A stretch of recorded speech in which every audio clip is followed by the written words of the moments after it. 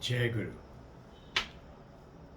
Once again on Thursday, and we are going towards the journey to what we are going to do in this coming Sunday. So, a brief introduction today for you to reflect upon it, think about it. Let it be like a little toothache, which should continue to remind you, I have a toothache.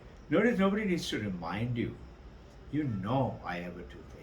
So the topic for this Sunday and today we're going to touch upon is Raja Yoga. Now recollect, we had talked about we do the practicing of the Kriya Yoga of the Kriyaban yogis. We also practice the beliefs, the way Paramahansa Yogananda Babaji Lahiri Mahasaya Yukteswar Giri had given us. And we understand and make it our own what Swami Vivekananda, Holy Mother Sharada and Paramahansa Ramakrishna have given it to us is Vedanta.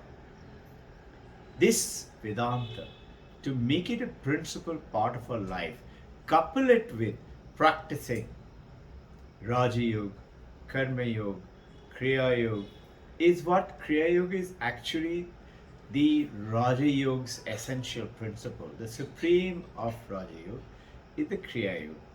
So we are practicing Karma Yoga, which we covered few Sundays.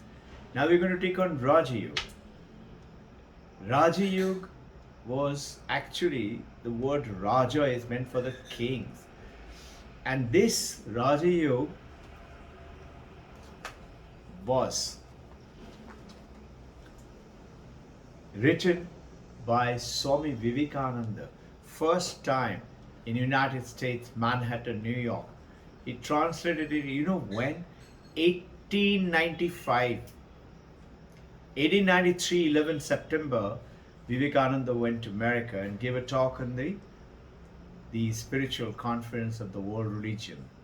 And he shook the whole of Western world, including in India.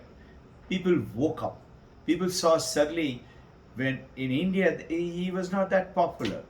But when Indians read in the newspaper and started to see that those Americans and the Britishers are touching his feet and sitting in front of him, learning meditation, learning Raja Yoga, hearing about experience. So what is the principle of Raja Yoga? You know, the essence of the Western religion, particularly America and Europe, is what? Is have faith. Faith. Faith in the temple, faith in the church, particularly church in the Western world, faith in the whichever religion. Have faith. Alright, have faith in what? Have faith in God. So where is God? Why can't I see? So the priests would tell you at the big signboards, when you die, you will see God in heaven. When?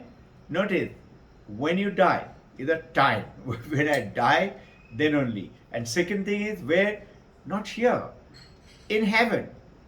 Now the beauty about the Raja Yoga is Swami Vivekananda is saying, no, not faith. Why? We can just see today's modern people, they do not have that kind of a blind faith. And the ancient time, the Christianity, etc., started off with that. Though Jesus Christ did not do that. Jesus Christ said, Kingdom of heaven is within you. Knock, you shall explain. He showed it to many people. And he himself resurrected himself. Good Friday, he was crucified. Easter Sunday, he resurrected and walked all the way to India, lived here for 17 years. What a wonderful practice is.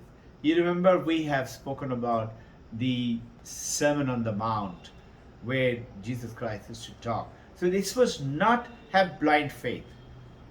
The beautiful joke goes on that one Janet, this Janet who used to clean the church, and he was an Afro-Asian Negro. He was dark in complexion. And those days, They were very staunch. They will not allow the Negro to sit with the whites for practices. So before I continue with the story, let us start with our little prayer for the day, so that the divine blessings of the Guru, the Divine Mother, and God are showering upon us. Let me salutation.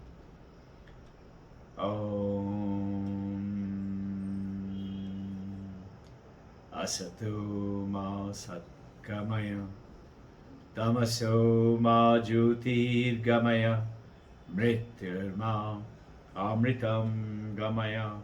Om Shanti Shanti Shanti. Jai Guru.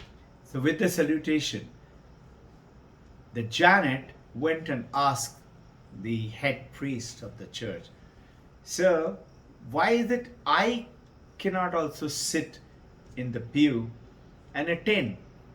The priest tried to make him understand, "See, if you sit there, the other who are coming here, they will not come. They will renounce the church. Now that is a big thing for me. I want them to come to the church. So you have to be a little patient, maybe someday, maybe one day." And Janet kept on telling, and eventually one day priest said, "Okay, quietly, you come and sit at the back." It just so happened, Janet sat, and the white people had already come, but some of them noticed, no, they're always looking around, not really focusing on what is going on, and they saw the black, and they got up and protested. "If he sits here, we are going to walk off." The Janet had to leave, and he was crying in the storeroom. "Why, God, Jesus Christ, why can't I sit there? What is wrong with me?" Imagine, that was the color complex going on at that time, Negro and white. So it just so happened, the story goes on to say, Jesus came and gave him visit to the Negro who was crying, the Afro-Asian black. And Jesus said, "My son, do not cry." You would be surprised. You were not allowed to be sitting there. You'll be surprised. I am not allowed. Even Jesus Christ himself is out of the church. Why? Because of solid discrimination of wrong principles of philosophy. And this is what Vivekananda talked in America, 1895, when he translated Patanjali Yoga Sutra and called it Raja Yoga. By the way, Shankaracharya talked about Patanjali Yoga Sutra not as Raja Yoga, he called it Upasana. Now, this Raja Yoga goes ahead and says, don't believe in anything blindly. You must challenge it, you must see it, you must experience it.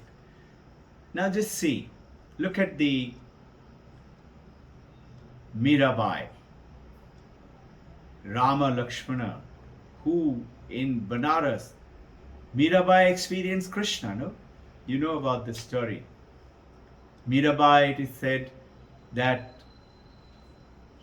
last she was walking on the beach of the sand and she vanished. That is the state she had reached. Once Mirabai's husband, he heard Mirabai laughing, talking behind a closed door. The husband was told, she has company. He was very jealous, the king. He came and banged on the door, open the door, open the door. And when Mirabai opened, the king found she has a chess board. She was playing chess apparently. But there is nobody else. The Krishna was apparently playing with her but vanished. Now the king said, who was there? Whose sound? Mirabai did not explain. She just smiled and she said, this is my God. That's it. Tulsidas, Banaras. You know, the rich people used to visit and they would come down and give some gifts and things like to Tulsidas. If you ever go to Banaras, go to his temple. It's a beautiful two-storied building, wonderfully painted all over, very vibrating with spiritual power. Have a look. Now, one day, thieves, they saw these rich people coming and giving costly things. So they wanted to come and steal at night. And they came at night. And they found one young man and another young man. They are standing with bows and arrows and patrolling up and down. Did not allow them to enter, meaning they were scared. How will they enter? Eventually they went away. They tried 2-3 times thinking that these two young boys with the bow and arrow will not be there and we will enter, steal and come out. They couldn't find a gap.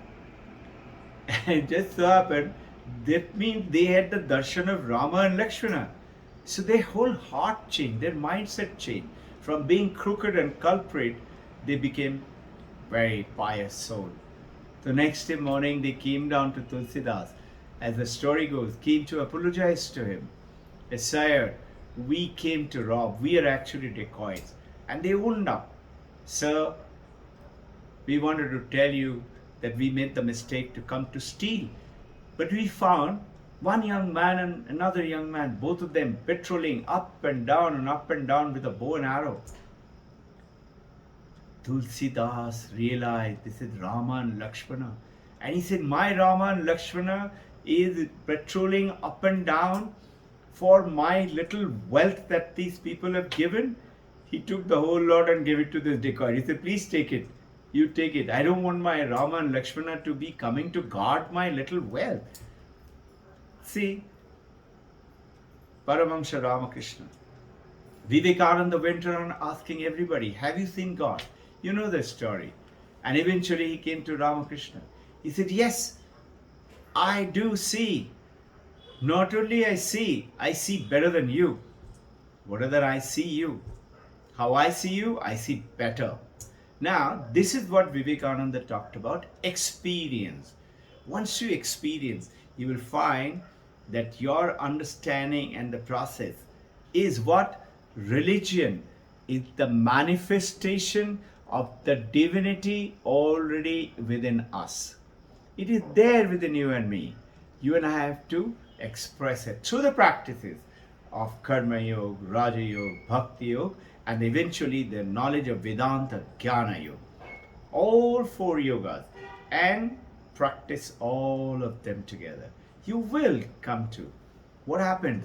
The mind becomes beautiful, pure, calm, peaceful, clarity, sicknesses and disease and poverty and anxieties and shortage of money and relationship problem, people fighting with you, all quarrels, and somehow a strange thing happens around you. Just think how this universe, this consciousness, this cosmos, the galaxy, it's all you know by Vedantic knowledge is because of the consciousness, which is what making you hear, listen to me. This is what you make you do things every day. Remember Mandakya Upanishad, 3 states human beings have in their life. Jagrat, awakened, like today, now. We are awakened. But you cannot do anything unless you're conscious. If you and I are unconscious, in coma, we can't do anything. If we are in deep sleep, we can't do anything. But consciousness is there in deep sleep. Consciousness is there in dream sleep also. How? Think. In dream sleep, your body, your mind is resting. But there is another body and the mind takes birth. Maybe I'm dancing in Florida or going around in Goa beach in my dream, or chased by a dinosaur or a tiger, and I wake up and say, thank God it is dream. How did I wake up and remember it? Consciousness. Waking state, everything we touch, taste, learn, do, consciousness. Dream also. What about deep sleep? Deep sleep, there is no mind. There are no senses. But then, where is the consciousness? Consciousness in deep sleep shows you and me what? The experiencing, not experience. Not experience, absence of experience. Deep sleep, no experience. You're absolutely deep sleep. But absence of experience, when you wake up, you say, no, I had a wonderful sleep. How did you know that?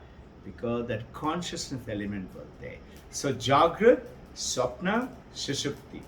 Awaken, dream sleep, deep sleep. But these are not the only three. Vedanta, Vivekananda's Raja Yoga, and our knowledge now tells you, the Mandakya Upanishad tells us the fourth state is who we really are, is our consciousness. And that's what we have to experience it. So let me tell you what happens when you experience. You become, it's real only when you experience it. I know. Other people may laugh at you. You will keep a smile because you have seen it, you have experienced it. You know it. It's a beautiful story goes on about two monks, one young monk and the other senior monk. They generally, in the Himalayas, the monks get one meal a day and they have only 5 chances to beg food. If they don't get in 5 chances, it is very simple. They are not supposed to go hungry. Now, they say a beautiful thing. Kabhi ghee ghana. When I beg, sometimes I get rich food. Somebody has cooked it specially for us. Kabhi ghee ghana, rich with ghee. Kabhi mutti bhar chana. Sometimes it is only fistful of chana. Kabhi wo bhi mana. There is no food at all. Like this, the monks. So by about 4 o'clock, 5 o'clock, they feel very hungry. So this young monk, he saw one apple tree, there were some apples, he plucked one apple and he was eating the apple. And he was sitting in the bank of the river Ganga, coming from Gangotri, Gomukhi and falling down. Thin, trickle clear, beautiful, clear water. Another senior monk comes and sits there. And he's telling the young monk, Brahmachari, is applicable to you and me to understand today. He's telling, can you see that clear water? If you throw a coin, you can see it below. This is the winter time. Part of the river is frozen. Part of it is crystal clear. Very little current. You can cross the river. No problem. And you come in July, August, like right now. That river is filled with muddy torrent. I have a lot of those pictures. And it's very fast. Many people drown while trying to take bath in Rudraprayag, Devaprayag. He said, do you know what is the difference between the two minds? The mind which is cloudy with mud and floating down branches and things like that is a Vishayika man, a business-minded mind of the world around, and they don't meditate. And he says that crystal clear mind is the meditative mind. The meditative mind is calm, is peaceful, crystal clear, always got a smile, and that is what Raja Yoga Swami Vivekananda introduced. This wonderful view. We talked about Karma Yoga. This is Raja Yoga, and we keep talking about Jnana Yoga. J.B. Challenger, he is a novelist, and he has written down that if the American youths can carry a copy of Raja Yoga and Karma Yoga in their pocket, their life will change. J.B. Challenger is another American novelist. He's telling youths better carry it. This is the power of the Raja Yoga and these books. Have a look at them, reflect upon them, and we shall cover it more in detail. Towards this, Don't miss the practice every day. Specific time, specific place, twice a day. 3 times is very good. Those of you don't have work and all, at least 5 minutes. Ideally 15 minutes to an hour.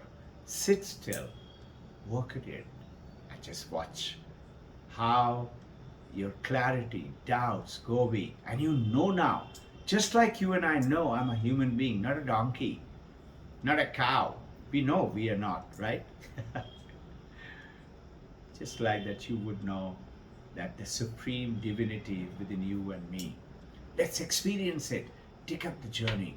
Practice sincerely, seriously, with single-minded. My prayers for you, for your family members, may all your wishes be fulfilled during this journey. May all sicknesses and sufferings go away from you. And whatever it does come, you will be so prepared that you will face it with a smile, and you would know it is not me. It's the body which is suffering. I am not the one. It's the mind which is, but I am not the mind. I am that consciousness, Chaitanya. Sat Chit Ananda. Chidananda Rupoham Shivoham Shivoham. Shankaracharya's very famous word. Jai Guru.